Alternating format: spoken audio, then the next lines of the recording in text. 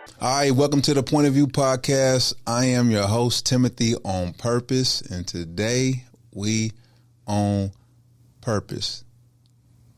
I can call him a mentor. I can call him a whole lot of things. You know what I'm saying? One thing he has been is consistent. He's a faithful man when it comes to his family, when it comes to his business, when it comes to just supporting human beings, period. You know what I'm saying? He's one person that I know that I can count on. I've always counted on. And that's Mr. Cobb. Here I go. How you doing, man? You know what I'm saying? You made it through? Blessed that you made it through. I got to set this timer real quick, man. But, yeah, man, it's been a minute since I've been wanting to even, get some content with us, just documented, but, more so,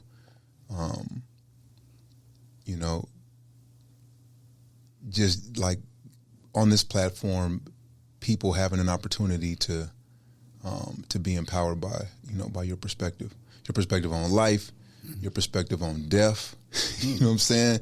Your perspective on everything, man. You know what I'm saying? Just your point of view. But if you don't mind, just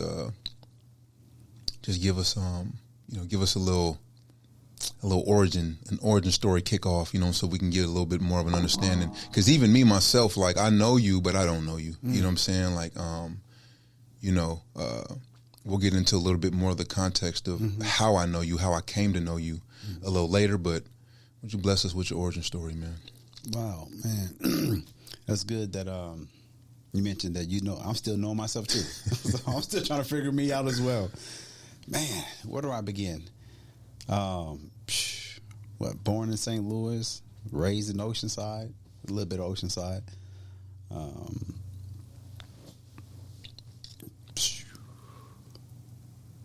little bit of the Bay Area, and from there, pretty much that's a little gist of it. Yeah, spent a year in Arkansas. I don't know if that counts. Yeah, so you were born in St. Louis. Born in St. Louis. Yeah, and how long were you out there before you came out this way? Or was Oceanside the first place you touched down? Far as what? As far as the first place you lived outside of St. Louis? Yeah, Oceanside the first place.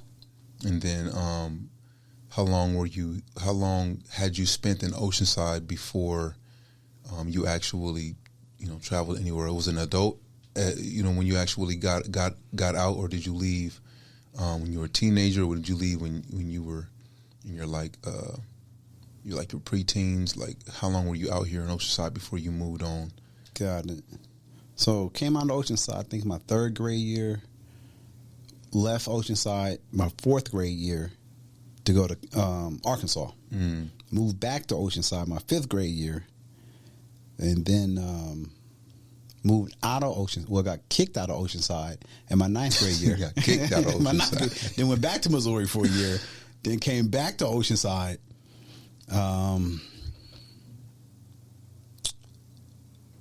For pretty much 10th, 11th grade.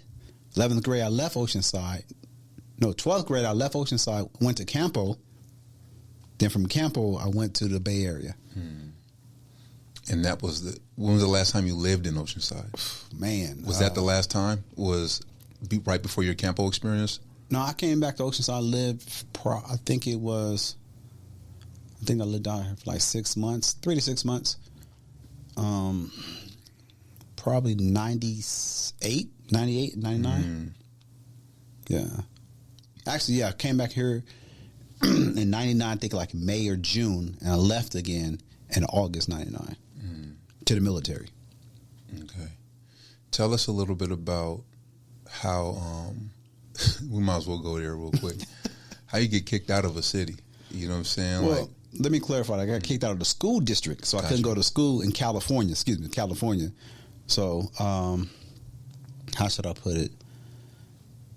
Due to some activities that led to a decision, they wouldn't let me go to school in California anymore. Was those activities due to like just a certain lifestyle? Was you always fighting, or would you have some? Because I imagine like there's a few things that would keep you out of a school district, let alone out of a whole school, system within a state.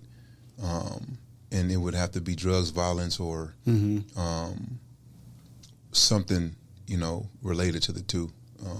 Was it any of that, or was there some special circumstances? Or Well, I like to believe I was at the wrong place at the wrong time. Oh, got you. But the facts going to show. Yeah. The facts going to show. Man, just doing a lot of stupid stuff continuously. A lot of fighting, a lot of not going, a lot of just in and out. So, Okay. just got tired of me.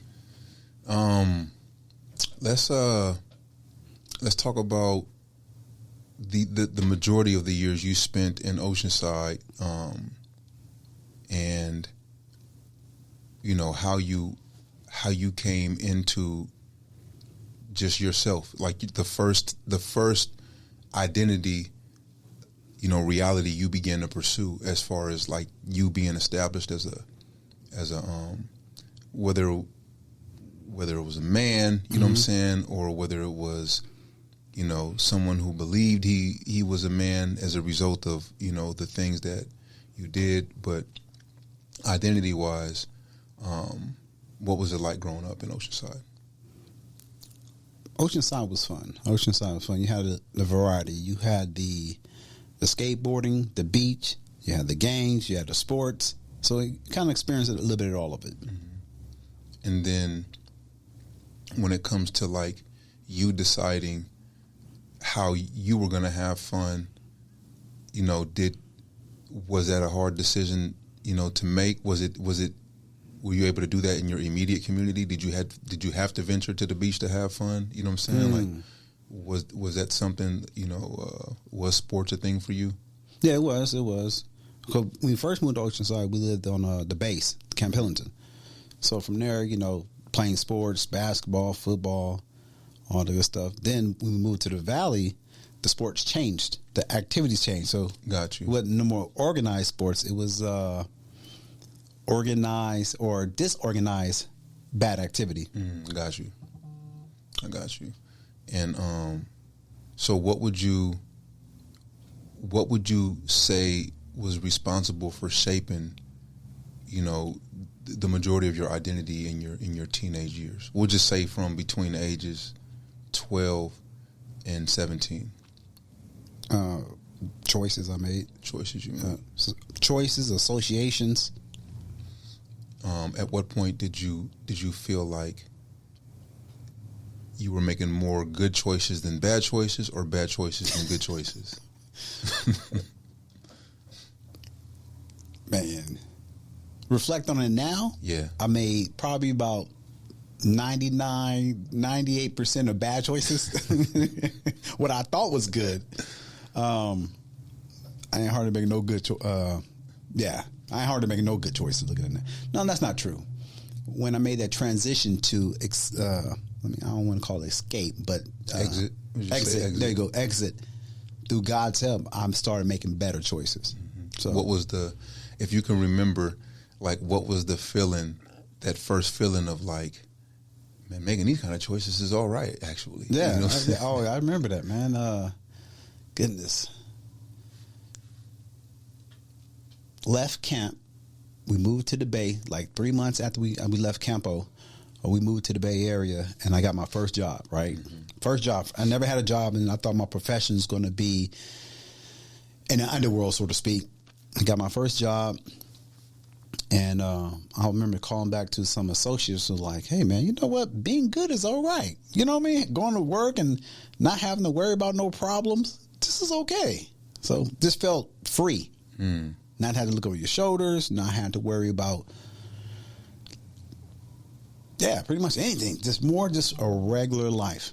I was like, man, I've been missing out on this regular life stuff. What were some of the things that you were like really good at, you know what I'm saying, that you could associate with just helping you to kind of like move in and out of the different, emotions and feelings and thoughts within your teenage years leading to your young adult life? Like, what were some of the things that you can say that you were good at? You know what I'm saying, that you actually had an opportunity to practice more so than not. That helped you. You know what I'm saying, to not make as many bad choices as you possibly could have, even though you made some bad choices. But so, if I'm understanding you correctly, what was some skill sets I have? I guess I'm skill saying, sets, or mindset, skill sets, hobbies, opportunities to, express yourself outside of that which pulled you into making bad decisions. Oh, okay. I always care for people. Ironically, big sounds how I align myself with a certain group of people, but I always genuinely care for people. And how did you exercise that? Through what were some of the things that you did to let people know, or to where you were like, I enjoy helping people?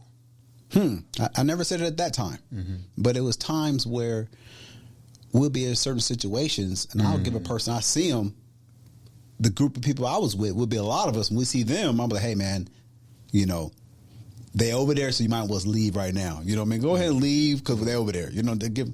I don't want to call it giving a pass, but kind of like, hey, man, it's not cool to go over there. Got you. Yeah. By the time you hit 18, had you had your mind made up about what you wanted to do with your life? No. Let me see, 18. No, I knew what I didn't want to do. I didn't want to continue to live the life I just lived. I was like, man, this is for the birds, man. Yeah. I'm done with this. And how did you transition into the next phase of your life? Like, what was that choice that you made, that aligned you with, whether it was a career or whether it was a job opportunity that kind of would lead you to even, entertain consistently making better choices? I just gave my life to God in camp. That was it. Walker, how did in camp? In camp, yep. In camp.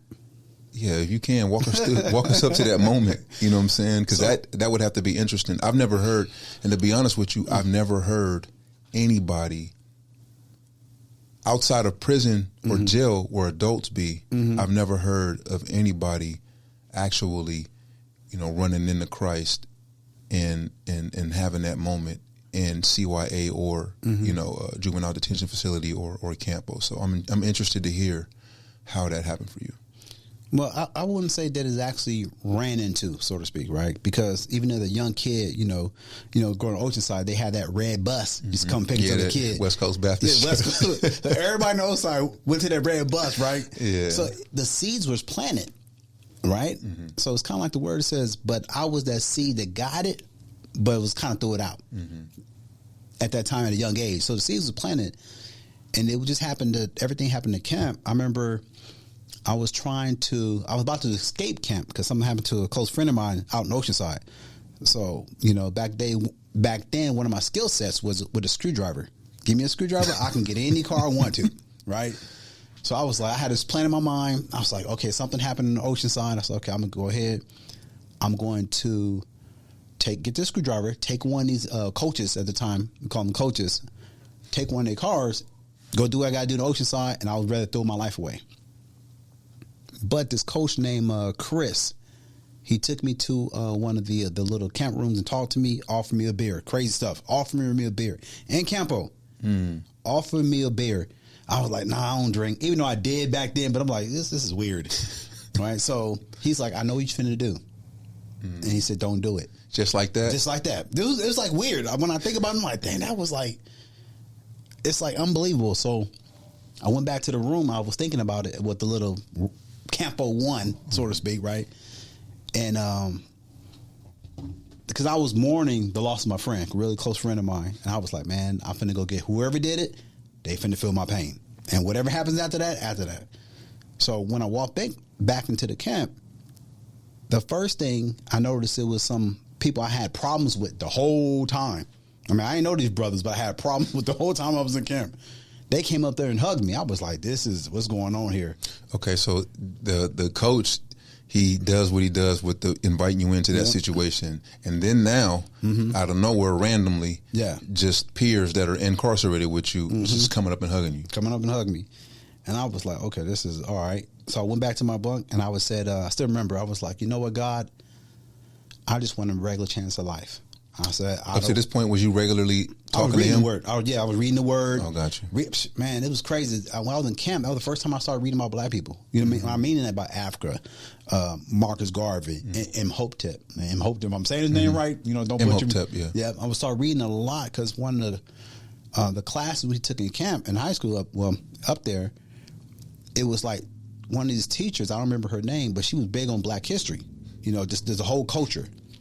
Well, back then it's called African American history. So I was reading all these books. I mean, I had nothing else to do. Yeah. So reading all these books, I'm like, dang, black people did this? Black people, we actually did something. So I think up until that time, I didn't see myself as much because I didn't see anybody who looked like me really doing stuff besides on TV. Yeah. So it was kind of like a fantasy. So it was kind of like a weird experience. But when I got back to the bunk, so to speak, I said, like, God, I know who you are. I remember this. I said, God, I know who you are. I know who your son, Jesus Christ, is. If you give me a chance at a regular life, I said, I don't want money. I don't want a car. I just want an opportunity to not have to carry guns to school, not have to be fighting, not looking over my shoulders all the time. I said, give me a regular life opportunity. I will serve you. And he did that. So that was the catalyst. So when we got out of camp, even though a lot of at that time, I think I was in camp by myself. Then it was somebody else came up there. Then a couple other people we knew from Oceanside, they came up there. But I was like, hey, man, when I'm gone, I'm gone. I said, while we up here, I got your back. But when I'm gone, So what happened when I moved out back, when I got a camp, like 2 or 3 months, we moved to the Bay Area. Now, you and at this time? My family. Yeah, okay. My family moved to the Bay Area. At that time, now that was a culture shock. Because at that time, there was no Crips and Bloods in Oakland. There was none of that up in the Bay Area that I've seen in my area, right? So, but everybody said Blood, so kind of it was crazy for me to kind of be up there, but it was a whole different environment. So, yeah, that was a start. So I didn't have a choice. I was taking out my environment to an environment that I never experienced. Like, it just seems like the prerequisite for you to even have the perspective that you had when you got up there was that you encountered, within a moment of coming to the Lord, like you encountered that,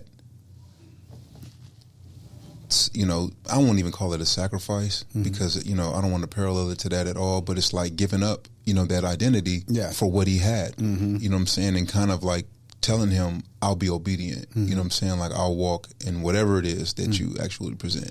But yeah, that's interesting. And so when you, shortly after you actually gave God that commitment, like, did you notice any immediate change on the inside? Like, other than like, knowing, all right, I'm like, did you see something from him immediately, or was it when you got out, or was it? It was, one of the immediate things, it was, like I said, so-called enemies. I don't want to call them enemies. I ain't even know the brothers, but it was like, they was cool. They was like really cool. I remember talking to this guy named Brown. I don't remember his first name, obviously, but he was from Southeast San Diego, right? He was from that area. I was talking to this girl. He said, hey, go and talk to my homeboy Cobb and this and on the phone. And I'm talking to this girl. Hey, how you doing? And she was like, "Wait a minute, you from Oceanside? So that means you on that side, right? You're on the left side." And Brown was on the right side, so to speak, right? Yeah. And girl was like, "Brown, what you doing?" She was like, "Man, Cobb is cool, man. They ain't got no man. Cobb is good, And me and him didn't see eye to eye. Matter of fact, when we was up there, at one point y'all didn't see eye to eye. Oh man, now it was problems because in Campo 1, there was, let's say, the left side, maybe it was like, maybe like 8, 9 from like Southeast San Diego, a couple people from Oceanside. But man, for the right side, so to speak, it was problems, man. We got a ride, we got kickback, went down there to the hall. I mean, it was problems. Yeah, it was problems. And so one of the immediate things was you was able to identify, like, you know, like God had to have done something, you know, in the hearts of individuals that at one point there was adversity or animosity for whatever reason. How did that was that some kind of momentum for you, you know, leaving and getting out? Nah, man, I was like in a daze. I had this cloud, right? Far as just what happened to my friend, just life, you know, at the time, I just want opportunity, bro. So it was kind of like I had tunnel vision. So I didn't see it in the sense of like, oh, this is happening. These streams. I was like, okay, I pray to God and I ain't think about it. It's time for me to do what I got to do. What actually led to I'm thinking about this. What led to the prayer though? Was it the fact that, you know, something, because I imagine something tragic happened. Yeah. Was the tragedy, was that the prerequisite for you? Was it like, okay, this individual, because obviously whoever it was close enough for you to want to escape and throw your life away. And it's like, willingly. Was there a point where you were just like, I really don't want to throw my life away, but for this person and for this reality, I will, but I know, you know what I'm saying? Like that this isn't what, you know, I want to do. It's not necessarily I'm doing it because I'm supposed to, but I feel led to, but I know it's not right. And it's just like, confusion, so you just like, God, you're the only one with the answer, or like how, you know what I'm saying? It wasn't that, because I didn't care. You know, I think when I look back, I didn't really care. You know what I mean? It was as they call it, my truth. My false truth was, hey, you do this, I'm coming for you. That I think that was a generation truth back then, right? So I think it was more of the coach. That was like still a weird incident. Like, how did that even happen? Then those other individuals changed. I'm like, you know what? What am I doing? Those incidents. Wow. And then you went to the prayer. Yeah, we went to the prayer. Wow. Yeah, those incidents. That's deep, man. Yeah. Because who would have knew that a coach and a few peers, few prior enemies. That's what I was going to say. You know what I'm saying? Like, you know, what I'm saying, like peers in the sense of like, you know, other individuals in the incarcerated situation just as you are, but are on the other side of it as far as affiliation, and then they are actually aligned with you in this moment. It just seems so like divine. You know what I'm saying? Like a divine intervention that most people, it happens all throughout life, all throughout the day, that most people don't even realize is that.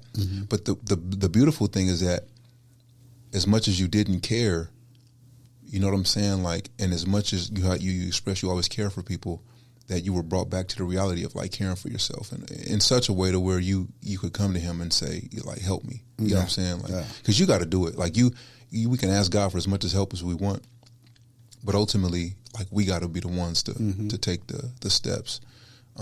So you get to you get to the Bay Area, and are you able to refrain from negative activity, bad choices, or were you kind of still kind of like did you still kind of embrace the attitude, you know what I'm saying, that you had cultivated and curated for yourself? Okay. No, it was completely different, man. It was, my personal opinion, if you take a person out of an environment and give them an opportunity, I ain't gonna say a person, what I personally did, bro, I didn't know.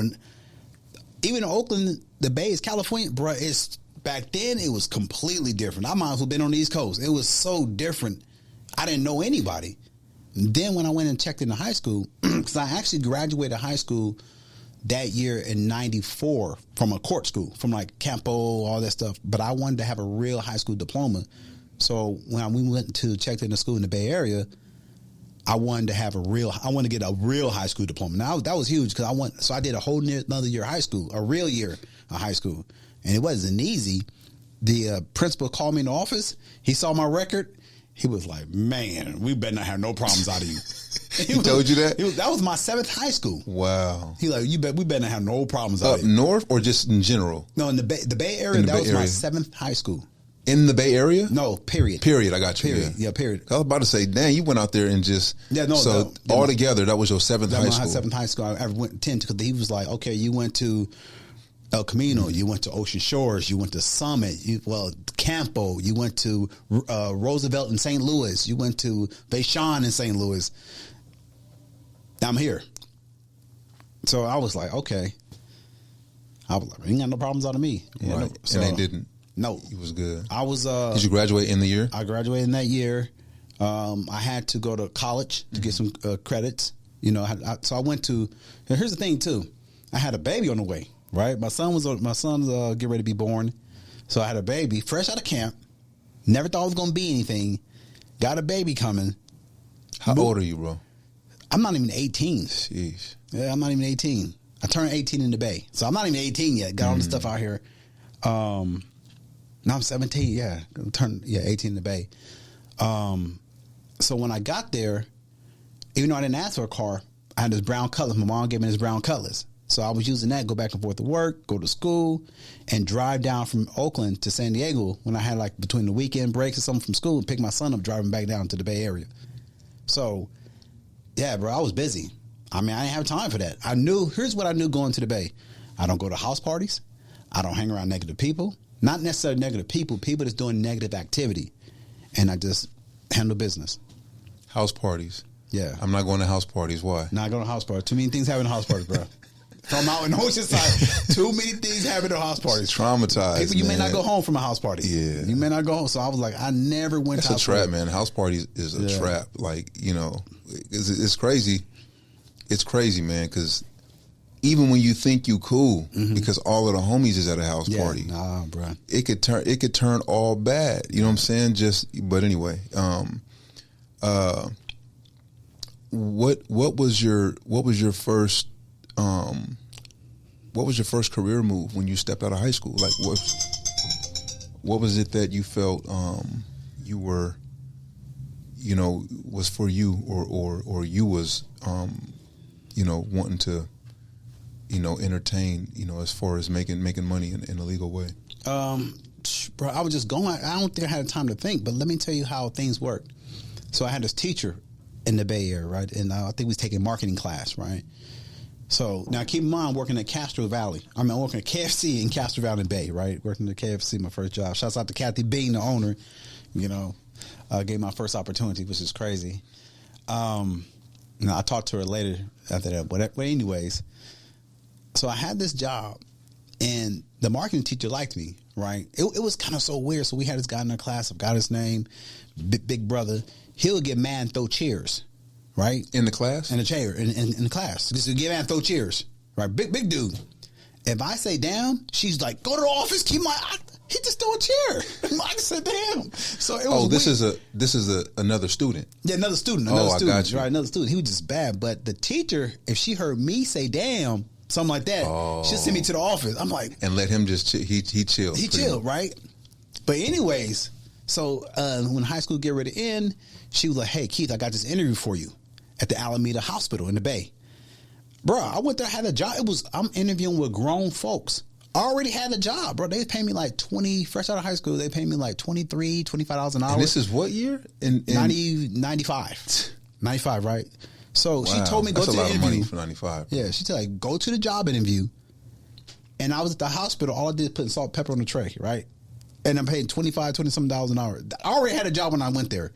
So I did that for a little bit. Then a friend of mine in the Bay, she was working at KFC, another KFC, right? And I was like, well, I'm finna start working at UPS, right? Because I wanted to go to college. So I'm finna work at UPS at nighttime. So I told her about the job, and she went and got the job. I was like, bro, this networking thing is something else. So I started working at UPS. My goal was to be just go to school and do business management and marketing. So I started working at UPS in Oakland. I was going to Merritt, the Parata district. It's like Merritt Alameda College in the Bay Area. So I started going there. And yeah, that's why I was just working and going to school. So go ahead. No, I was going to ask you, how long did you do that for? I did that probably about, oh wow, I just remembered. Probably about 2 years, 2 or 3 years, about 3 years, about 3 years. Probably about 2 or 3 years. Yeah. And what was your takeaway mainly from that opportunity that you were able to add to either your soft skills, your soft skill set, or your hard skill set?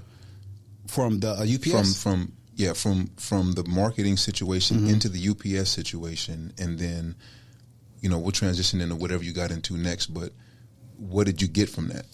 That you were able to, how are your soft skills shaped, and then what, as far as your hard skills, were you able to take away from that? Well, I went into management position at UPS. I knew it was just hard work. That's what I gained from that. As far as marketing, this is my personal opinion. Nothing going about anybody out there going to get their degrees. Unless you're doing business, you're not doing business. You can read all the books you want to. That's good to have, but as an entrepreneur, you need to go out and do it. So that's just, but I learned hard work and discipline in those aspects. Got you. So what was your next move? My next move, I was at, this is good. I was at UPS, right? And my grandmother, she was sick. One of my grandmothers, she was sick. And she was sick? She got sick in St. Louis. And I was scheduled to go to St. Louis anyway for a vacation, like 2 weeks, ahead of time or something like that, right? But I remember my mother talked to me. She's like, well, no, my mom was like, are you going to go? I said, well, I'm going to go out there in 2 weeks anyway, so I don't need to go now. She was like, if she passed, you're never going to regret. You're never going to let yourself down. If she passed, if you don't go. So I went out there, talked to her, came back, and she passed. How soon after you came back did she pass? I was on the transit, on the plane on back. the way back, and she passed. So I was like, dang. And that kind of hit me in a little bit different ways. Now, prior to that coming up, me and my non-affiliate friends, we used to play like Monopoly and do little business stuff and all that stuff, So I always wanted to do like my own thing as an entrepreneur. I cut grass as a kid. I wasn't always bad completely. I cut grass in the neighborhood for money, wash cars and all that stuff. So I used to watch these infomercials. It's like you can buy this, you can order these products, you can order these shoes. So my mom, what she did, I was like, you know what? I'm finna go into business. That's where I kind of had the first faith, if you will, I said, I'm going to business for myself. I want to start selling stuff, buying and selling stuff myself as an entrepreneur. My mother put all the stuff on her credit card, all these boxes of shoes. And my thought, this is how I got back to Oceanside.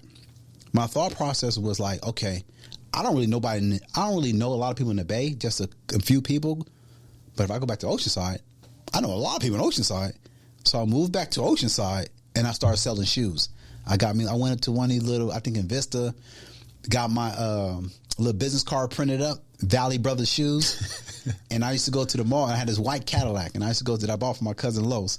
So I used to go to the mall, and I used to tell people, hey, I got those same shoes in my trunk. I can give me 50% off or whatever the price is. Yeah, that's a hustle shoes right there, bro. Yeah, I was selling shoes. That's deep. How long you end up selling shoes for? I was selling shoes and some other stuff until until I left Oceanside, bro. I was like, I gotta get out of here. I gotta get out of here. How long was you here for? I was here probably like I think I came May, so probably like 5-6 months. But that a lot can happen in 5 months. That 3 months, so much happened that 3 months. The whole time I was like, I gotta get out of here. I gotta get out of here. How happy was that on you? Like, was there anything trying to keep you from leaving, or was it just a matter of you making enough money to make the proper steps to move in the right way, or did you just like, I'm out of here? When I make a decision, I make a decision. Now I might not always think about the decision back then. What happened? It was a lot of things that was happening, and I saw myself. I said, brother, if you don't leave here, you're gonna be trapped back in the system or something. I had to get out. It was just too much stuff going on. And so from there, you went back to, or where did you go? I went to the Bay. Good Lord, this is crazy. So I went to the Bay Area, right? I had left Ocean. I went back to my parents' house in the Bay Area. So when I left the Bay. You're at what age at this point? Probably 20. Okay. 20, 21. Oh, no, I think I joined the military 2022, something like that. 21, 22, I joined the military. So that same year, we left. I went back to the Ocean. So when I left UPS, let me back up a little bit. When I left the Bay Area, I gave up my apartment. I put my resignation in UPS, and at that time, I was the manager at UPS. And, so I gave up my resignation, and they was like, "Hey, you good to go? Come back," and all that good stuff. So I went back to the Bay. I'm here. I was like, man, I just had to leave this environment. So I started, putting in for jobs. Oh my goodness, it's crazy. So one thing about me, I always will work no matter what. So what's some things called labor ready, like pay today? Yeah, so, like a temp agency. Temp agency, right? So I'm at the temp. So I went back to bed. I'm like, I got to get money. I got a kid. So my first check-in, and I'm not doing nothing illegal. Let's put it out. I'm not doing nothing illegal. So I went in the labor ready temp agency while I was trying to figure stuff out. And I met this guy. I don't remember his name, but I should. But I worked for him. So they was on this job site, and like in the Oakland Hills. So we working out there, and you know, temp agency, you probably getting $200-300 a week. That ain't a lot of money. So I start working hard, showing up early, doing what I gotta do. Fast forward, the guy started taking a liking to me. He was like, all right, this is what I want you to do. Go to the library. Oh my goodness. I just remember how my personal development started. Go to the library. I want you to get a book. Only me. It's white dude. Only me. Out of everybody. Just me. It was like Mexicans. You know, it was my Mexican brothers, the white bosses, and me. He was like, you go get a library book. You being the only black person in there? Only black person. You go get a library book, and I want you to read about this stuff, right? And then, so also, when I got my check, he said, go buy these tools. And construction tools not cheap. Go buy this tool. Every time I got paid. I'm like, damn, what I'm going to do? I ain't got nothing else is coming through yet. So I'm putting in applications. Nothing else is coming through yet. And the guy, he was a CB in the Navy. So I'm going somewhere. It was CB in the Navy. And I had to write a book report every week. I had to buy tools every week, right? And I saw the way, like, bro, I ain't got no other job, so I got to do this. This is crazy. Then I had to go home. He had this big 4x4 log practicing hammering. I'm like, what the heck is this stuff? How do you practice hammering? So you get nails and just boom, before you can be fast. Right. When you putting up the stuff, right? And gosh, I forgot about this story. So when we left that job, so I think I was probably, you know, the labor ready people, they get their cut. So I probably was making maybe $13, $12 maybe an hour after they got their cut. So we left that job site and went to another job site. He's like, all right, this is coming in. We're finna leave to another job site. We go to the other job site. He's like, bring your tools. That's okay. Show up to the job site with him because he's like the general contractor. Show up to the job site with him. And he was like, okay, boom, we got these guys here, this guy here. I come out there, my tool belt. It was like green straps, it was brown leather. You know what I'm saying? I was ready. I had all my hammer, crawl hammer and all that. Show to the job site, $30 an hour. I was like, okay. He was teaching me. Then we started building a relationship. He was like, hey, you ever thought about joining the Navy? This is the Navy. He was a CB. I was like, nah, I don't know. I never thought about it. You know, I'm thinking myself, based upon my past, maybe I can't get in. You know what I'm saying? But thanks God through the laws, when you're younger and you mess up, they got a situation they can fix that. So I was like, I don't know. One day I went home, watching a Navy commercial. I went down to the recruiting office, took the test, the pre-test. A couple of days later, they took me down to MEPS, took the real test. That Friday, or that following Friday, I was in boot camp in the Navy. Just like that. That is crazy. So so that was about a week and a half's time of him asking you the question? Yeah, from the time he asked me till I saw the commercial and I went down into the office, the local office, and took the test. And how long did you do the construction job for? Man, I was up there for, I think we did probably about 2 months. It wasn't long. It seemed long, but it wasn't long. Probably about 2 months. Because they was building like houses in the Oakland Hills. And how was that experience? So your whole introduction to the Navy, boot camp, your arriving to your first, deployment. Did you get deployed to another? Oh yeah. Where'd you go first? I don't want to go too far ahead. Okay. So your introduction to the Navy by the recruiters, and then walking through, not the recruiters, through in boot camp, and then walking through graduating boot camp, right? Because there's a graduation. Yeah, boot camp. And then from that point on up until your first deployment, what was that experience like for you? It was like mentality wise. So it was different, right? Let me tell you something. Because a lot of times people come to boot camp. I think I was 21, 22, so I'm a little bit older, and based upon my life experiences, I got a kid. You advanced. You were a little bit more mature. And I remember at the boot camp, man, the guys up there, they call them RDCs, right? Like drill instructors. They wanted me to be more like take control because I was a little bit older. Man, I just wanted to bro, I'm keeping my mouth shut. I'm just trying to get through this boot camp stuff. You know what I'm saying? I want that college tuition. I want to be all I can be, so to speak. Yeah. I just kept my head down and went through the process. And then by the time you graduated, who showed up to your graduation? Like, was it? My mom showed up. I think my mom, and there's my mom and somebody else. Yeah, okay. And at this time, your son is how old? Good Lord, man, bro, don't give me that. So 94, 99, say about 5 or 6. And what was your perspective about your son? Oh shoot! What was your perspective about your son and you? Like you, because I don't know, you know what I'm saying? I would think like going into the military and having a son that's 4 or 5 years old, there's just a little bit more like security wise and just like just perspective wise of like what's possible now. You know what I'm saying? For you to be able to lead for your son. But that was my whole reason for going, because I needed the health care.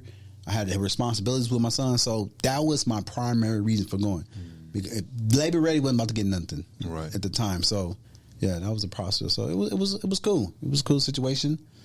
Went out there. My first duty station was Washington State. Went to Washington State, stuff was like that, and met a lot of brothers from the South. Put me on DJ Screw music and all that. I was like, man, I loved it. It was cool. It was isolated, but it was a cool experience, man. A lot of people I'm still close friends with to today. How well did you get deployed again? Oh yeah, I was on the ship. My first duty. Oh wow, you stayed deployed. Man, talk about that, bro. You stayed deployed, bro.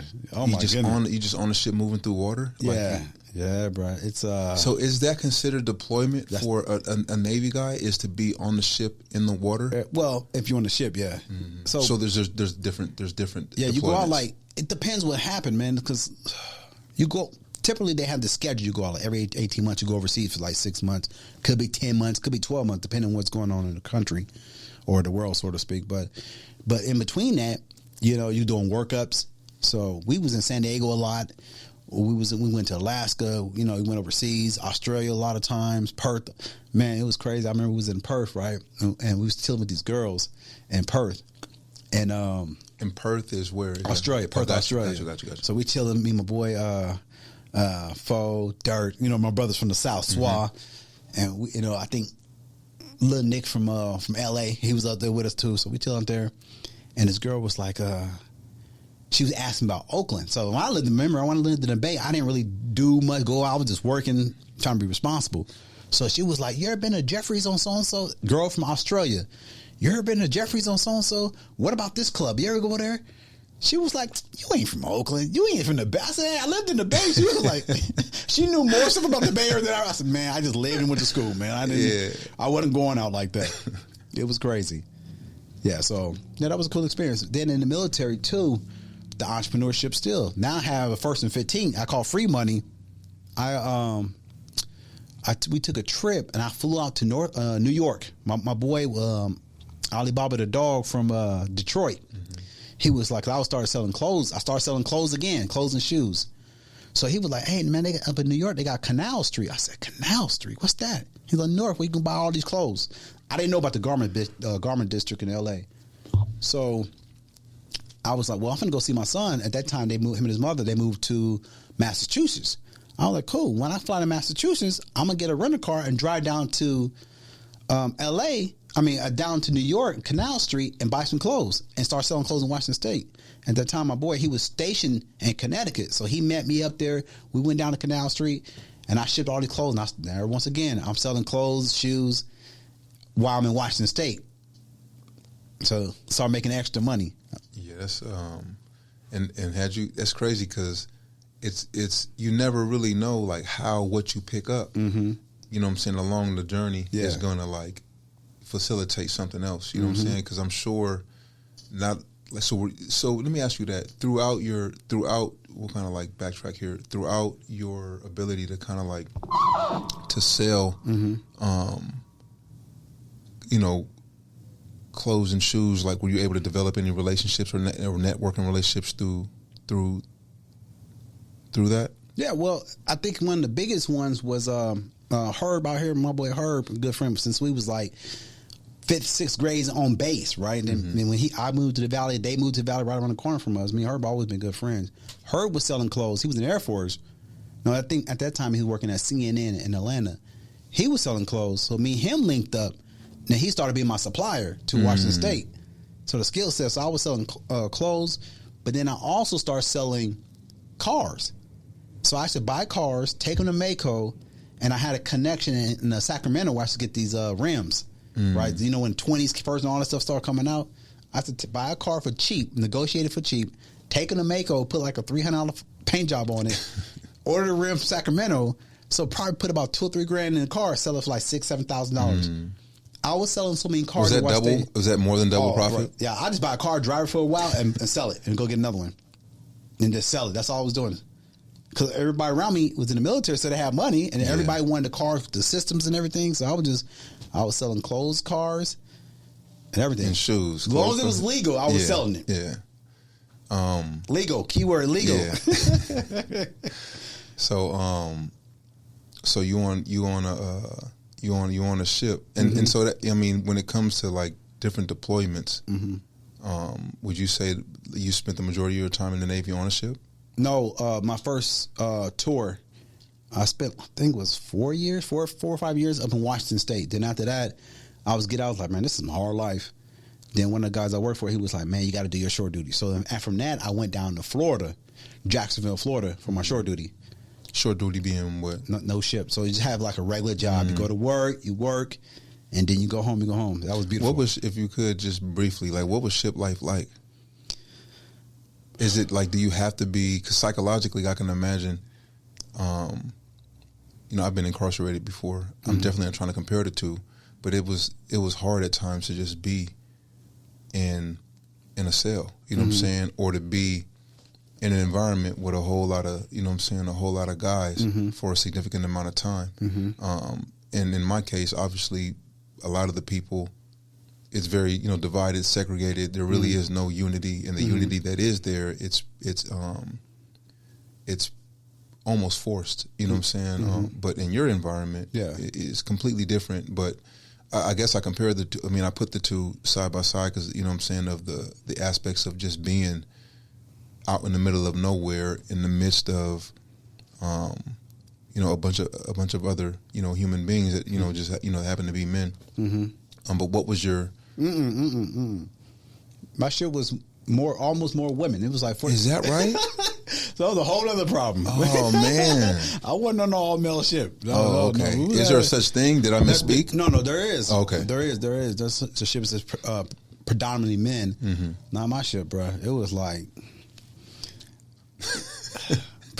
Sometimes they had to fly people out, women, because they got pregnant on the ship. Like, wow, that's a no. Got you. That's a no. Got you, man. So that's interesting. Okay. Yeah, it was tough. Yeah, it was tough. I like to ask, like, what? So, what was from your first tour on a ship experience? What was like your main takeaway that helped to shape you into a more positive, and to kind of like shape your perspective and kind of bring you into more of like who you were as a person? The discipline. I mean, it was the work ethic. The people around, even though we played hard, we worked hard, very hard. And at that time, my job as an engineer and machinist mate in the Navy, everything's based on qualifications. So you got to be studying all the time. You got to do your job. You got to be clean. You got to be thorough, and you got to know your job. Like, we pride ourselves on knowing our job. Like, what's this? We used to be questioning each other. It was like a whole personal development, growth.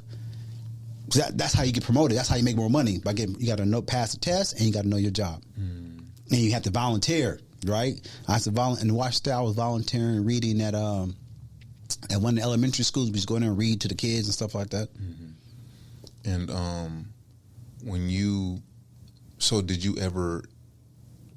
did you increase in rank or? Oh yeah, all the way. How was it? Was there any accelerated situations, or was it more so just like on time? Like on time. Got you. Yeah, on time. And how was that a pursuit of yours? Or was it, yeah. I think that when I look, not now, I mean, not then, but looking back when I self-examined myself, I always was chasing growth, acceleration. I want to make that. And you put me in an environment where people was winning, I want to win too. Got you. I want to win. I want to beat you. I'm actually competing to you. What the true definition is competing. It's like, it's not me against you. It's we against each other to pull each other up. Mm-hmm. So yeah, I love that environment. Because that is the ultimate objective outcome, is that everybody grows, whether you want to accept it or not. Yeah. You know what I'm saying? Like, everybody grows in a situation, and in most cases, a lot of the times, especially the person on the losing end. Mm-hmm. You know what I'm saying? Yeah. Like, but when you, like, how long did you stay in? Like, when did you retire? I never retired. Oh, you never retired? I have never thought about. I would never retire. Got you. From anything. So what would you consider your status to be now? Not consider. I'm a veteran. Oh, you're a veteran. Okay. Yeah. So what is the difference? So when you hear, like, my dad, he was honorably discharged, or my grandfather was, I don't know if it was an honorable discharge or whatever. He was blown up twice though in Vietnam. You know what I'm saying? But injury wise, he just couldn't perform. You know what I'm saying? He could be medically separated. Oh, okay. Yeah. I got you. And so with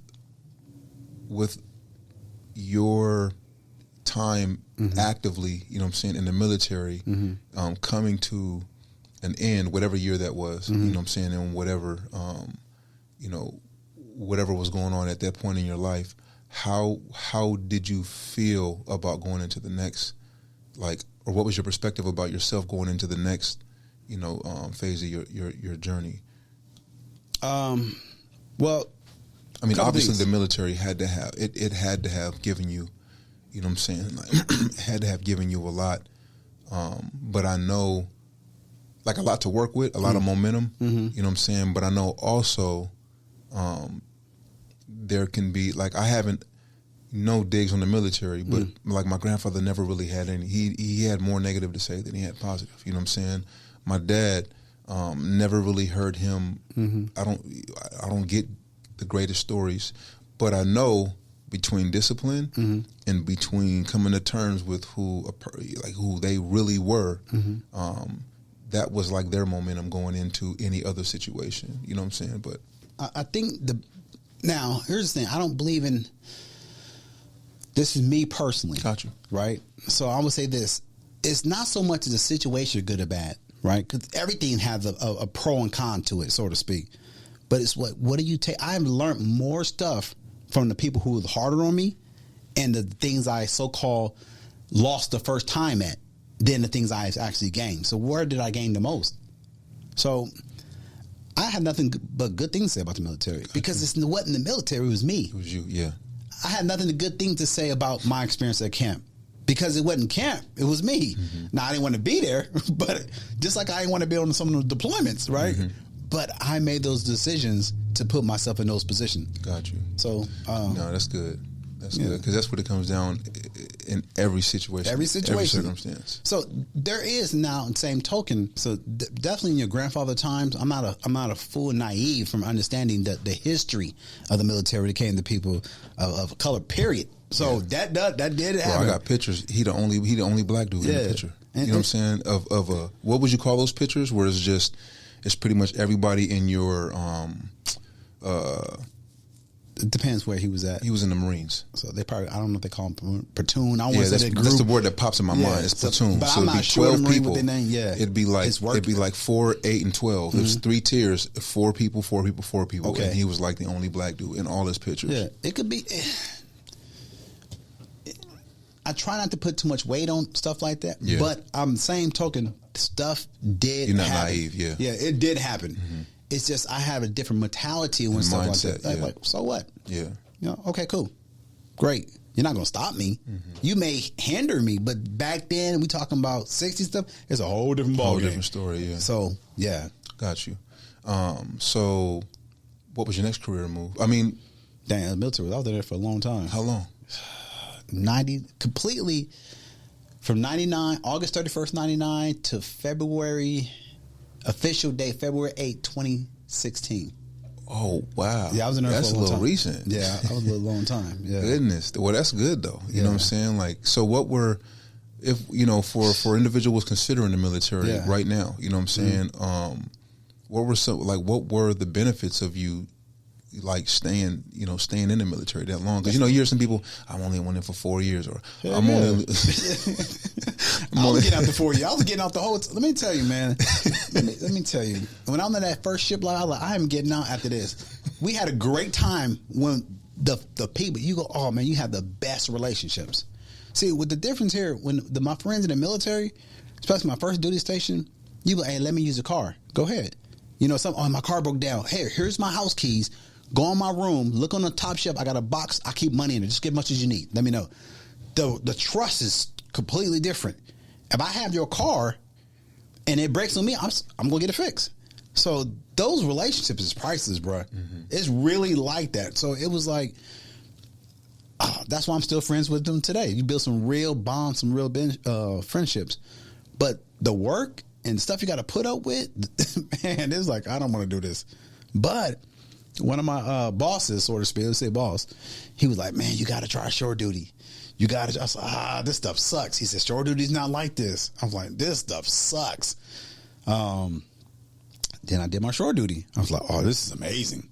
This is great. I mean, think about it. Because sometimes, well, particularly when that USS Cole incident happened, what was that, 9/11. When 9/11 happened, well, we went to work. We watching it on TV on the ship. We went out to sea. Mm-hmm. And came back 10 months later. You know what I'm saying? Like, that's a real thing. But you sign up for that, right? Yeah. You sign up for that. Certain things like that happen. Or let's say you're about to come home from a 6-month deployment. Something happened. You're turning back around. That's not normal, but it does happen. Depends on the time with the crisis going on. Yeah, just in the military, if you're getting steak and lobsters, or they're finna have some bad news. It's coming. Wow. You go on the mess decks in the Navy and you eating steaks and lobsters, or the CEO about to come on the microphone later on. You finna something. It's some bad news. You ain't going home for a while. Yeah. So whatever that process. But no. So I did my first tour. When I went into Florida, that's when I had more time to slow down a little bit. I joined the church out there, got my minister license out there. I still really I was like, dang, I told God I was going to serve him. I'm kind of serving myself right now. I'm not really serving God. So I was like, okay, God. So I went there, the process, got my minister license. And I knew I should have got out in 2007. But I was afraid to. Dang. Okay, so 2007, 2016, that's a good ways away. That's like 9 years, ain't it? That's good ways. But I didn't get out because the only reason I didn't get out, I was like, man, even though I'm doing different businesses, I got used to that first and 15. I didn't trust, to be honest. I was like, man, I ain't ready. I got to check that check. I was like, what I'm going to do? I got responsibilities. I didn't have more faith in myself. Was it pretty decent at the time, the income? Like as far as the yeah, the income was decent. I mean, not only did I had investment properties in Atlanta. Thanks to my boy Herb again. I had 2 investment properties in Atlanta at the time, 2006, 2005. I was doing like different network marketing companies. I was doing a lot of other stuff with business, still selling clothes. And I live way beyond my means. Way. Like one of my checks in the military will pay all my bills and I'll still have half my checkbook. I liked old school cars at that time, so I didn't really have have a lot of debt. Outside of that, you know what I'm saying? So I was a little way below my means. But I was looking at it, it's like, man, what am I going to do? You know what I'm saying? I didn't look at that. So I didn't get out. Left Jacksonville, went to moved back to San Diego because I was going to school for 7 months. So I had an apartment in Temecula and I was commuting. But was the best short duty I ever had. I was going to school in San Diego, but it was like half days. And I was coming around Oceanside. I think that's when I saw you. Yeah, that was the first time. Yep, that was right before I caught that last case. Yeah, I saw you out there. Then I was like, you should do your thing. Then from there, I went to Virginia. And then for Virginia, that's where, in the military, this was the transition for me. This was, I guess, what finally did it for me. Here I am in the military. I'm mentoring a lot of people. They have very success.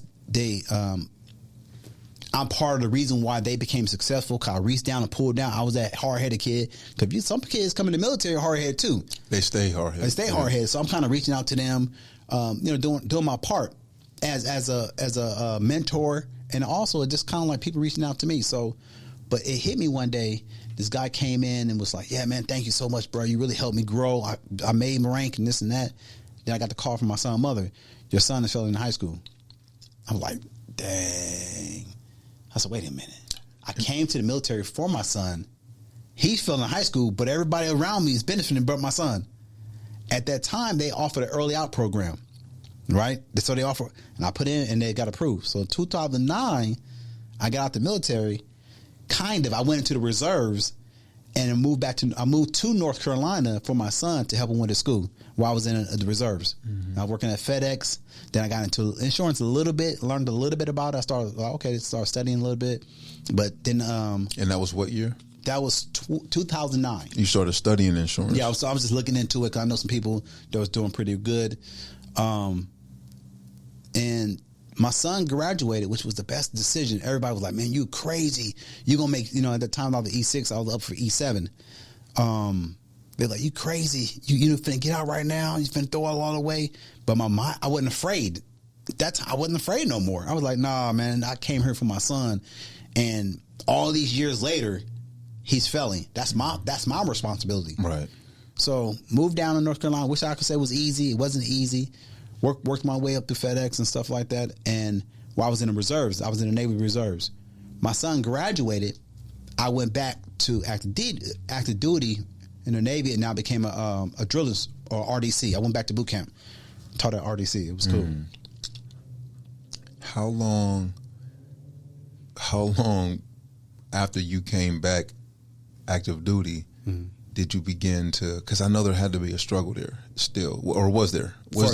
As far as, because you said that you already knew, like, you wanted to get out. You know what I'm saying? Like you I don't know if exactly like what prompted that, but it's like, you were reluctant, it seems, you know what I'm saying? So when you came back, after your son started doing well, did you struggle, or were you just like, was it kind of like you fell right back into the groove before you found out he was doing bad in school? Man, it was more so in the groove, right? Let's look at this part. When you go to Great Lakes and you're going to train in the Navy, that's a Navy boot camp. You're going to train other recruits. So that's what I was doing. Bro, that's hard work. That was the hardest job I have in the Navy. Most fulfilling, but the hardest job. Bro, you ain't got time to think. What was the most fulfilling about it? Bro, you taking brand new recruits and you get to shape them. Bro, the sight when a parent seen their kid, they came there overweight, fat, sloppy, no discipline, and they see them at graduation, or you go through the process of these kids and they start to become who they are, bro. That was like, I was like, wow, I was hooked. Long hours though, bro. Long days. Long days. What did that do for you indirectly? I mean, I know you said it was fulfilling, but yes. You know what I'm saying? Like, what, as far as your perspective, like, how did that make you a better recruiter? I mean, not recruiter, I'm sorry, drill instructor, RDC, I'm sorry. My apologies. Bro, because I'm helping people. I was in alignment. It was hard work, but I was in alignment who I was. So I was like, man. And it also set me to the point of like, if I'm only going to do things that I want to do. If my heart ain't in it, I'm not going to do it. I don't have to. No one really has to do nothing. Now, there's stepping stones to progress, but no one has to do things they don't want to do. Right. Per se, yeah. Because people do live in that. They do live in that world where they feel like they, they have to. You know what I'm saying? And yeah. Now there's stepping stones. Like if you want to become a foreman or doctor, well, you got to go to school all them years. You got to put the work in. But that's the transition. So you should understand the course of that. And then what? How long did you do that for, the RDC? I did that till my last 2016, February 2016. Once you stepped out, I mean, is it because you're pretty much secure, so you'll well, I won't say it. I don't mean to say it like that, but when you still will get support from the military financially. You know Definitely. What I'm saying, right? And so, with all of what comes with journeying through a military career successfully, how easy is it and how hard is it to navigate life when you don't have to be when you really don't have to, if you don't want to, go to work? You know what I'm saying? Like, if you understand what I'm saying. So you know how some people they might get support financially from a retirement pension or you know what I'm saying, or they may not have, they may be still connected to a situation, but they may not necessarily have to put in as much work, and so they might consider it like they get to relax. What is your perspective on that? Like, how has, because it's been 2016. Obviously, I mean, you're still young. You know what I'm saying? So you're doing something. Oh yeah, you know what I'm saying? Yeah. Like, you're not just sitting back and collecting from, you know what I'm saying, the military. But that's pretty much my question. Like, you know what I'm saying? Sometimes I can do that. I can ask questions that kind of seem confusing. What about your stepping away and still receiving support from the well, not stepping away, because you say you're not retired, but you're still. I actually stepped away. That's a perfect word. Oh, okay, well, stepped away then. That's exactly the word. Stepped away. How can receiving support? I mean, I don't imagine, depending on the perspective, how it can hurt anyone, but individuals. Have you experienced anyone kind of like, you know, not necessarily benefit from receiving the benefits that you receive post military, but just depending on that, and that's it at a young age, and not necessarily pursuing anything else? I haven't seen that, and this is probably why, right? When you're in the military, everything, you getting up early. You have a disciplined regimen. Even if you're not that way, then that's that's the purpose of boot camp, right? They get you make your bed every morning. You get to straighten yourself up, because you can go out here and work on some cases $1 billion equipment. It's the repetition. So you built those habits into you. So you're going to do something. Now, are there people not doing that? Probably so. Yeah. But I haven't seen that. Anybody I know personally that got out. Everybody I know, even my father got out. He went back to work at a job. My friend, a good friend, DeMel Keys, he retired, and he's a lot of people I know retired. They go back to work. No, I actually ran into a few people, man. I mean, I know a few people that got out the military and started gangbanging. Stupid. You know what I'm saying? You know what I mean? Like, for real. Yeah, you know what I'm crazy. saying? I mean, you know, and I'm not saying no disrespect to them at all. You know what I'm saying? I'm just saying, like, I know that everybody's experience ain't the same. But I know that also, you know, circumstances, situations are different. You know, I didn't necessarily ask if there was a dishonorable discharge, or if they still do receive support. I don't know. You know what I'm saying? But I was just asking more so from the perspective of knowing a few people who actually got out of the military after, you know, 8 to 12 years, and whether it was the camaraderie with whether they connected with someone that they believe was super solid, and they just felt that person was solid because of that extension of them, which was the gang, which isn't always the case. You know what I'm saying? Like, that person is that person, and they just felt they wanted to be a part of that, and that person wasn't, you know, just did not convince the person to not do that, you know, and that would be a mistake. And that person, you know, one of them individuals ended up in a situation where, you know, pretty much fighting for their life, you know. Well, you got to look at it like this, too, that no matter where you are, there's still people. So the military is just like society, but more compressed. Let me tell you, you got knuckleheads in the military. You got knuckleheads in church. You know, you're going to have them wherever you go. Right. What are you personally doing? What are you personally doing with your situation? That's the only thing that makes the difference. Right. So I mean, yeah, you just. And that's why I wouldn't, you know, I'm careful to know, like, not to, like you mentioned earlier, like, it wasn't the military. No. You know what I'm saying? Like, you know, we are who we are. You know what I'm saying? Wherever we go, some different experiences do help. Yes. To shape, you know what I'm saying? It definitely perspective and who you are, but still it's you that makes the choice. Yeah. How do you how do you go about, because that was 2016. We're not too far removed from that. Yeah, you know what I'm saying? So I can step into the now a little more comfortable, having some context. You know what I'm saying? Our viewers have context. You know, how are you navigating, you know, life today? Like, what is your career or your business? I know you're an entrepreneur, or your business is. what does life look like for you in the home? You know what I'm saying? Like, you know, you have more kids.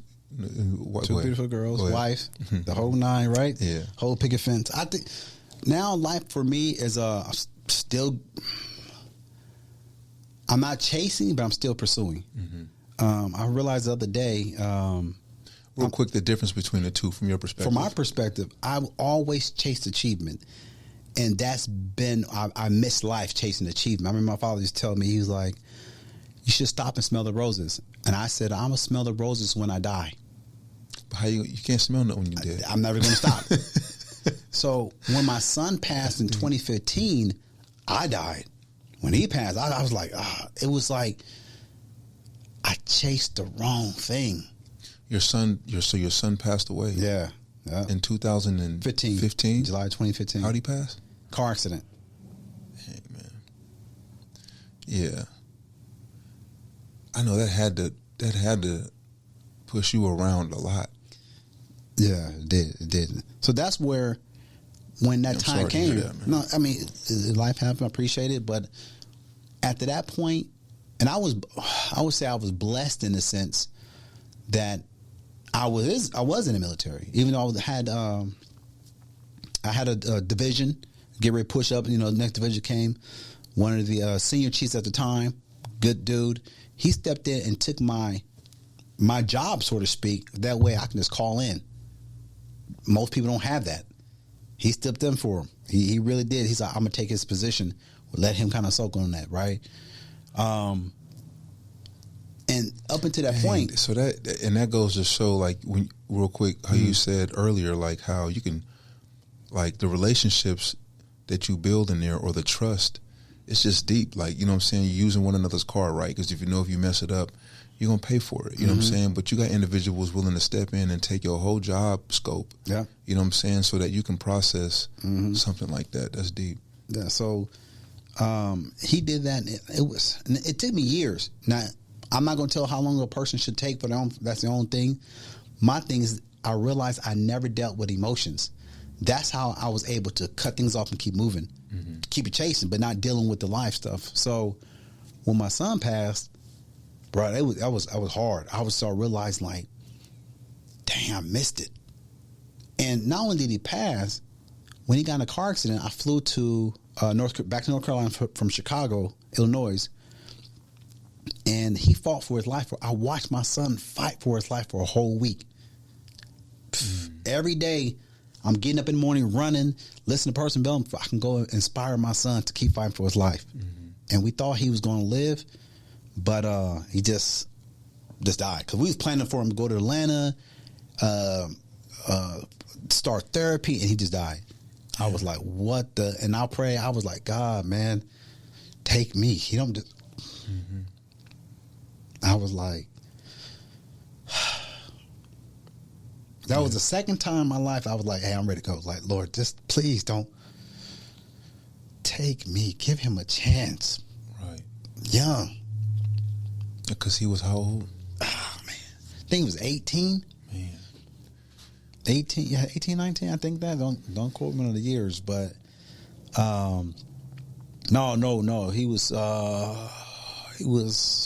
20. He was 20. He wasn't 21 yet, so 19 or 20. He was 19 and 20. Yeah, 19 and 20 years old. Yeah, I know. I just. Yeah, that was hard, but that was a hard time. That was, and at that point, not at that point, I just felt like, dude, like, and I reflected on it. I had a lot of regrets. Like, dang, man. But the thing I didn't regret is when I got out in 2009 and I moved to North Carolina to build that really, because prior to that, I was going back and forth to North Carolina, you know, being a weekend father, you know what I mean? Like getting on my time off, my 2 weeks. Bro, ain't nothing like being with your family, your kids, every single day. Dealing with the sickness, dealing with the illness, dealing with the homework. That's when you're there for it. And I never done that. I never didn't do that. Not that I didn't want to. It was just a situation. Yeah. I was chasing achievement, and I thought I had time. And now you're pursuing. Now I'm pursuing. Now, I remember my pastor in Florida, Marvin Nash, give him a shout out, Marvin Nash. He was like, you know what, Keith, Brother Keith, if you want to see what a person's all about, look at how they spend their time and look at their checkbook. And I used to be like, nah, I don't think so. I said, because they got to work. Like, you're in the military, you got to do it. You don't have to do that. You can rearrange your whole life. So if you say your family comes first, that your family really do come first. Got you. And it's challenging to do that. So now my pursuing, my family come first. It's God, my family, and my business. Got you. And the pursuit within all three of those, would you say, from your perspective, it's the same or different? Oh, it's different. It's I am be. I just be. I just be a father. I just be a husband. I just be an entrepreneur. I just be a servant. It's kind of like Abraham. God told Abraham, tell him I am that I am sent you. I am sent me on these missions. I realize that versus me, the success, whether it be whatever it may be, success was my drug. It had me. I didn't have success.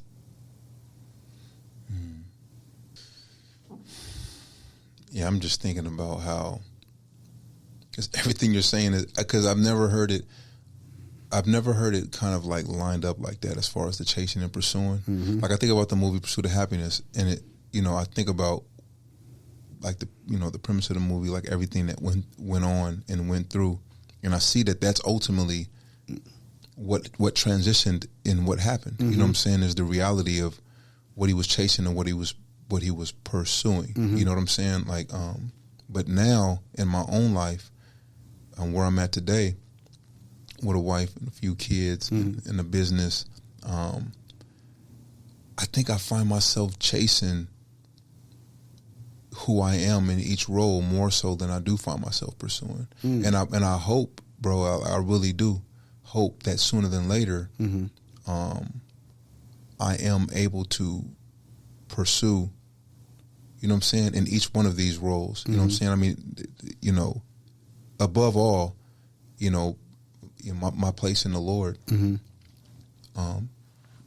But I'm more, because I pursued him so much when I was in my transition and in the pen and on my way out. And I've been, the family is brand new. You know what I'm saying? To me, still, I'm a baby in marriage. I'm a baby as a father. And so I'm like trying to, take to heart what you just expressed, like, opportunities to identify, bro, are you chasing or are you pursuing? Like, are you just, like, what are you doing with this young boy? You know what I'm saying? That is 11 now. You came into his life when he was 6, and he's looking for you. Man, this dude got into bed, I'm not home often. I was, waking up this morning, and it was crazy. It was almost like plugging in just to get a little bit of juice for your phone so you can use it. But he jumped into bed, nestled his head in between my shoulder and my neck just so his skin can touch, said good morning, stayed there for a second, and then he just unplugged himself and was gone. Man, that's the wealth. And I was just like, man, and I felt it. And I was looking for more. I was just like, but, I know we're going to link up, later today, but this has been the last 2 weeks have been rough. I ain't been home much. You know what I'm saying? I've been just working, and that's been the constant thought. Like, what do you? I think for me it's a personal situation. Like, my situation came from me seeking God. God, I don't know how to be a husband. God, I don't know how to be a good father. Just surrendering all back to God, right? And I'm reading his word, like, show me how to do these things. So I think for me, pursue is, if I say my family's number one in my life and God, well, I can still pursue my dreams. So I think my personal definition is pursuing for myself. Am I letting go of my family, which I said is important to me? Like, am I still putting them first in the product? Because you still got to work. It's the exact same work, but it's the attitude and intentions behind it. I just got to figure out how to bring my family along with me. So I still get up at 3:30, 4 o'clock every single morning. Read personal, read with God, do what I got to do. Still get up and make my daughter's breakfast. Still put my daughters to sleep almost every single night, unless I'm out of state or something. I put my daughters, about 98% of the time, we're putting our daughters to sleep. Reading to my daughters, and that stuff, that's true wealth. Mm-hmm. That's pursuing to me. Like he was mentioning, pursuing happiness. He went through the process, but he kept his family with him. Mm-hmm. That's the difference. And that's the thing. It's like he was chasing the opportunity, but he was pursuing what was developing. You know what I'm saying, with his son the whole time. Pursuing. That's it. That movie summed it up. And bruh, it's like, I thought it's easy to, whatever your drug may be or that addiction, and it brought me back full circle to God. Like, you know what, Lord? Maybe I don't know maybe you right. Maybe you know what you're talking about, and maybe I don't. Maybe what I could call my truth is not truth, but it's actually falsehood. So I started putting my standards. Okay, what does God say about marriage? What does God say about being a husband? What does God say about being a leader in the household? When I put my standards on that standard, everything took off. Because my truth, I don't even believe like there ain't no my truth, your truth. It's what's the truth. Right. If it ain't no foundation, the truth with a God that set it up. Because if I have my truth, it's only true at that time. Right. Like 93, 92, 93, Dr. Dre ain't nothing but a G thing. That was a whole different truth I had. Today I'm like, bro, that was foolish. Right. God's truth is timeless. Yeah. So I got an alignment, and one of my daily prayers, Lord, align me with your truth, that I don't have a truth. Because what's my truth based upon? How I feel today? Right. So with where you're at today, and so what are you like your career as far as like what is the main, your main, how many businesses do you have? Just narrow down two. Okay. Just narrow down two. And what are they? Insurance full-time, insurance broker, and marketing. Okay, got you. Yeah. And so which one would you say you get the most fulfillment out of? Insurance. Bruh, insurance. I just, because I see it happen on so many. First, it happened to me. I tell people all the time, I said, man, you know what?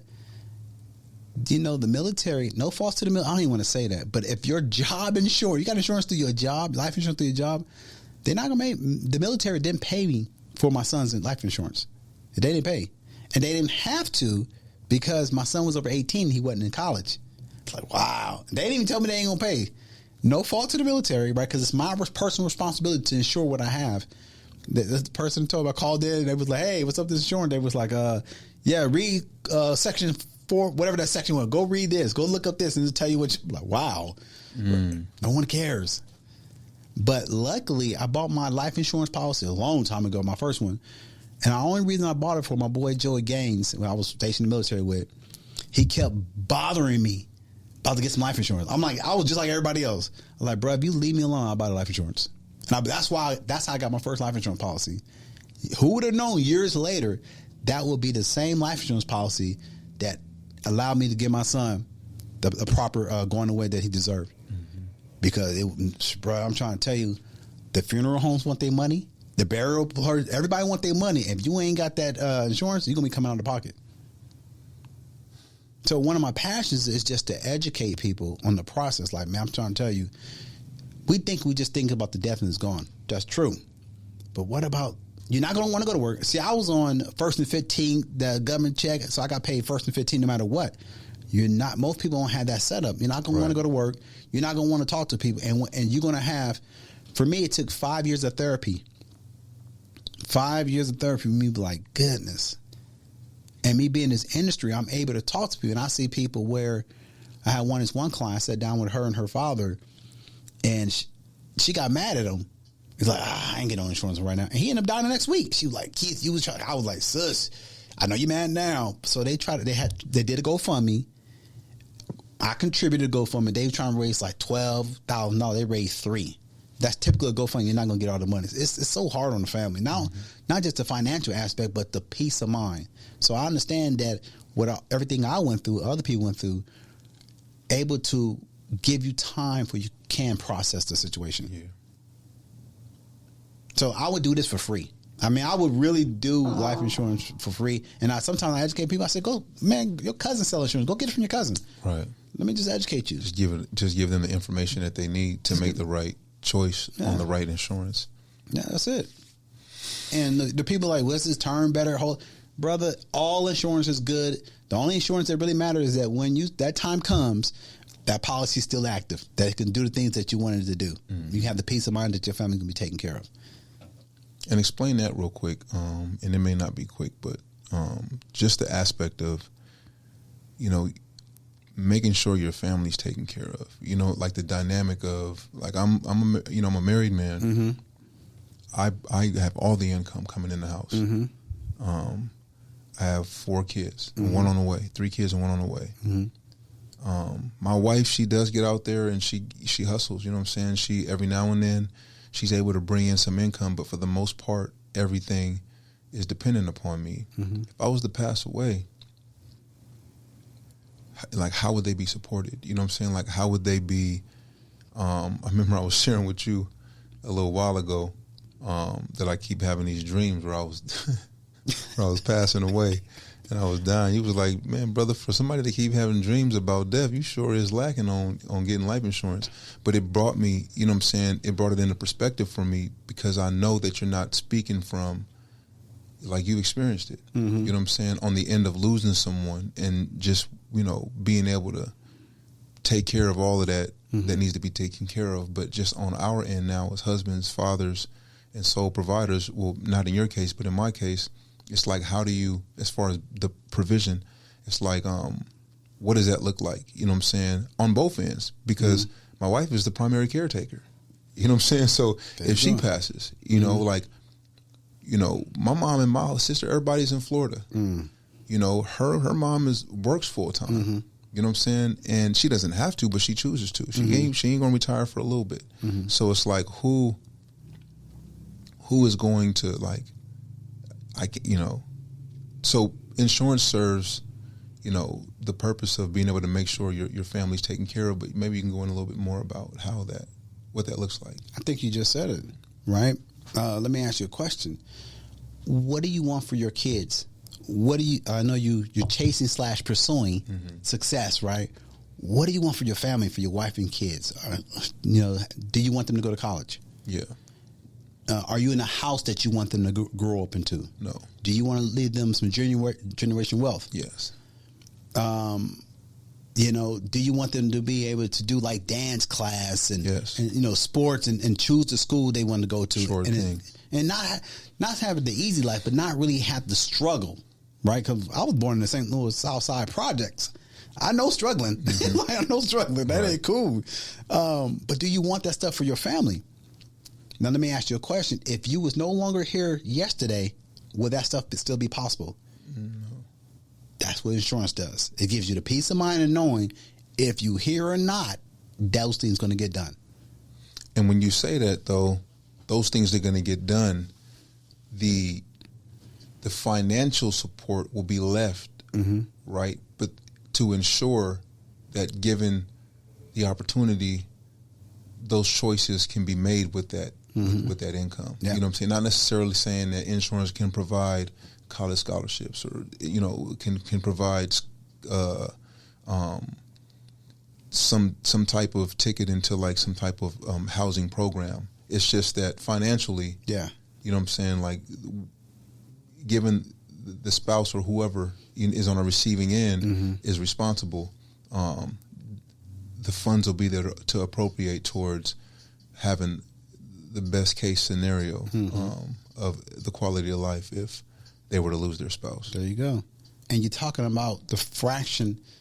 It's 2 parts. So I like the facts is that we can measure is the financial. You can measure that. You cannot measure the emotional toil that a family go through, right? Especially the breadwinner. That their life's going to be dramatically changed. Over. Not only do they got to worry about, we missed a father, we missed a mother. Cool. I mean, not cool. That's up. You're going to go through that, but have to be financially stricken from that. I've seen people put out their homes. It adds more. It adds more stress. it's sometimes kids gets divided up, put in. It's pretty bad. No one cares, but no one should care, right? Because that's our responsibility to ensure. And we're typically talking about pennies on the dollars, right? If I tell the people right now, get insurance when you're young. The more healthy you are, get it in place. A person, I mean, if you like the youngest I put on a person, he was 31 years old. I still remember this. He was 31, and for $1 million of coverage, this term for 20 years, $1 million of coverage. He was very healthy and all that. Got preferred rate. He paid $32 a month for 20 years.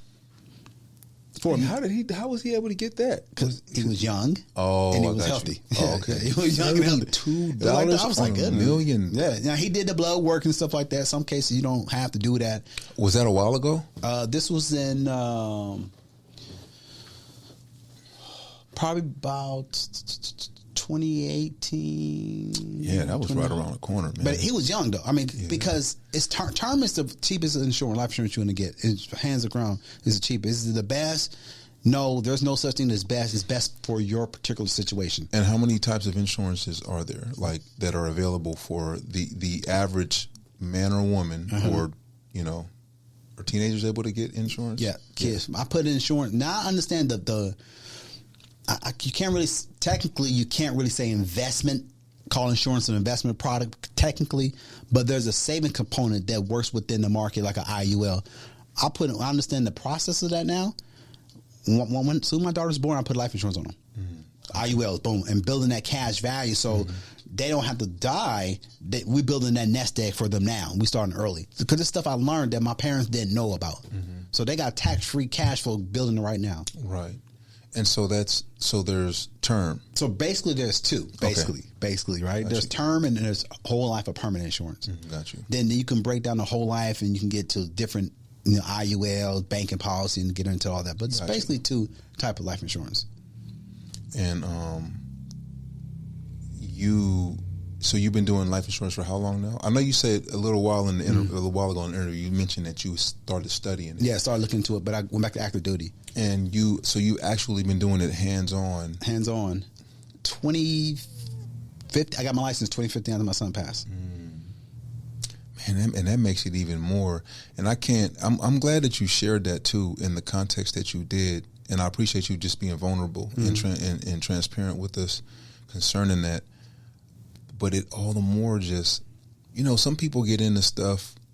I don't want to say stuff, but some people get into careers, some people start businesses, some people do things for money, or because they're good at it, or for, both. You know what I'm saying? Money and they're good at it. But man, to lock in security, because I remember you sharing how much you study. Life insurance. Yeah. You know what I'm saying? I remember talking with you one time, and I left the conversation thinking like, man, life insurance might be something you could possibly get into. But, I easily walk myself right out of that because, you know what I'm saying? That's not, like, you can tell, like, that's just how, like, your passion and your drive, but it's not, like, there's a purpose behind it. You know what I'm saying? Purpose-driven life. Your son's unfortunate circumstance, you got the license that same year? Same year, yeah. You know what I'm saying? So there's some with all due respect, like there is that, you know what I'm saying? Like there is that drive of purpose you can't stop things from happening, right? Like a person getting life insurance ain't gonna stop whoever is bound to die in their life from dying. You know what I'm saying? But to have an agent that can, not only empathize, not only sympathize, but like empathize and actually be an empath in your life while walking you through the process of setting up life insurance. I can imagine how many people walked away from the conversation feeling like they probably thought was like, man, that guy good. You know what I'm saying? he didn't went to marketing school. Yeah. Nah, man, this dude has actually experienced it. You know what I'm saying? The crazy part about it, not until a couple years ago, maybe last year particularly, I worked with this other company that I was so passionate about it. I wasn't good at the business side of it. I just wanted to help people. which was crazy. I was like, I just like helping people. I'm like, I don't care if they, wait. You don't care. I don't care if they buy it or not. It's not my job for them to buy. My job is to educate. At least you know. Now, I'm still going to contribute to your GoFundMe if you don't get it, right? Because some people can't qualify. It depends on the situation. If you got cancer right now, you're probably not going to get what they call day one coverage. Like, you probably can't sign them and get coverage tomorrow. You probably had to wait to 2-year waiting period or something like that. But yeah, man, I think the hardest thing is when my sister passed. My sister, when she passed, and my parents calling me, hey, what do we do? Bro, let me tell you, what do we do? We don't know. You know what I'm saying? Like, which is fair. Good question. I've been through it. I do this. But one thing that showed, I was talking to my boy Herb. I was like, dude, I was sharing with him. And me and Herb been talking all the time for years. I was like, bro, you know what? I never, because there's different facets you see people affected. My sister passed. Her kids went back to stay with my parents. Good Lord, bro. So my youngest sister, 30-something. So they had to become parents of high school, elementary and high school kids all over. Bro, I was like, wow, I never thought about that part. Because when we say these things, we see these things, but it don't become personal until it personally happened to us. Right. So I seen that. I was like, wow. But she had her life insurance in place and all that stuff. Multiple life insurances in place. Oh, sister did. Yeah, but it didn't make it any easier. Because somebody still got to pick up the pieces. Somebody still got to take care of your kids. So how does that work if... So I don't want to assume. So there was the father not in the life, or? Well, father in Germany, so they separated. He was in Germany with the kids, and so she was able to write. Was she able to write someone else into the policy to actually? Oh, we had that policy on it, yeah. But for the kids, for the money to actually be appropriated towards the kids, and she's gone, did she have to write someone as a beneficiary that's older than the kids, or yes. they're the? Okay. Yeah, I had older than the kids. So the one my parents had on, they had life insurance on them, on my sister's, way before then. My sister had her own where she made the beneficiary, I believe, my mother and my father. Got you. Okay, so when the kid is younger, there's a lot of, you want to avoid that, going to the courts and make sure they're taken care of. But you can put it in the trust as well to figure that thing. But yeah, so when I experienced it for myself, like, goodness, I ain't think about that. Like, who's going to take care of the kid? And we say that, mom, they're going to take care of the kid. Yeah, they will if they're able to. Because what if they wouldn't? I mean, we would have made it way, right? But I'm just saying, like, between health factors, like, it's just because your parents are, there's no way that no one is anticipating. No, I gave them a hard enough time. You know what I'm saying? I gave them hard enough. They were like, bruh, this guy, thank God this guy going good now. Like, man, but... You know what I'm saying? They probably thought they would be burying me before them, if anything, especially the lifestyle I'm living. Yeah. So just looking at the aspects of it is so much that we don't even think, and no one wants to think about it. But there's going to come a time, and this is where I come in, and people like myself, shouts out to all my brothers and sisters out there protecting families every day. There's going to come a time where no one going to care, and you can't get the insurance that you need. There's going to come a time, man, I remember the time that... that with my son, they was calling, trying to sprint his phone bill. They was calling me, trying to get it. They was calling his phone, trying to get their payment. I was like, bro, man, y'all don't get out my dang face. He's not here. Like, well, he got this bill.